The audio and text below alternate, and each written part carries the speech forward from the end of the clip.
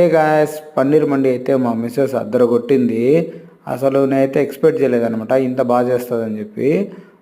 ముందుగా అయితే పన్నీర్ని అయితే క్యూబ్స్గా కట్ చేసుకునింది. ఇంకా దానికైతే మండీకి కొంచెం రోస్ట్ చేసుకోవాలి సపరేట్గా. ఇంకా ఆనియన్స్ని ఇంకా పన్నీర్ని అయితే మ్యాండేట్ చేసుకుంటా ఉంది. దానికి కావాల్సిన మసాలా అంతా రెడీ చేసి కట్ చేసుకున్న పన్నీర్ క్యూబ్స్ని ఆ మసాలాలో వేసి మంచిగా మసాలా అయితే పట్టించి ఇంకా కారం ఎక్కువ అయిపోయిందని చెప్పి చెప్పేకాడికి ఇంకా పెరుగు అయితే కలుపుకొని మంచిగా మిక్స్ చేసింది. దాన్ని తీసుకెళ్ళి ఇంకా మొత్తానికి అయితే ఫ్రిడ్జ్లో అయితే పెట్టేసాము. పెట్టిన తర్వాత ఇంకా సపరేట్గా అయితే ఇంకా ఆనియన్స్ని డీప్ రోస్ట్ అయితే చేసుకున్నాం అనమాట.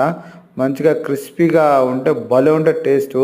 దాని తర్వాత ఇంకా గీ అయితే వేసింది. ఏమో ప్రేమ ఎక్కువైపోయిందేమో, గీ అయితే ఒక స్పూన్ అయితే వేసింది అనమాట. ఇంకా చిన్న ఆనియన్స్ని మంచిగా చేసుకొని దాని తర్వాత సపరేట్గా బియ్యం అయితే నానబెట్టుకున్నాము. ఆ నానబెట్టుకున్న బియ్యం అయితే ఈ స్పైసీ దాంట్లో అయితే వేసిందనమాట, మసాలా దీంట్లో. దాని తర్వాత మొత్తానికైతే ఒక హాఫ్ అన్ అవర్ తర్వాత ఇంకా ఫ్రిడ్జ్ నుంచి బయటకు తీసి ఇంకా ఇలా డీప్ రోస్ట్ అయితే చేసాం పన్నీర్ని, ఆనియన్స్ని. ఇంకా వేడి వేడి అన్నం అయితే అయిందనమాట. నాకైతే ఇప్పుడప్పుడు తిందామా అనిపించింది. ఆ స్మెల్ అయితే అంత అద్దర కొట్టింది అసలు.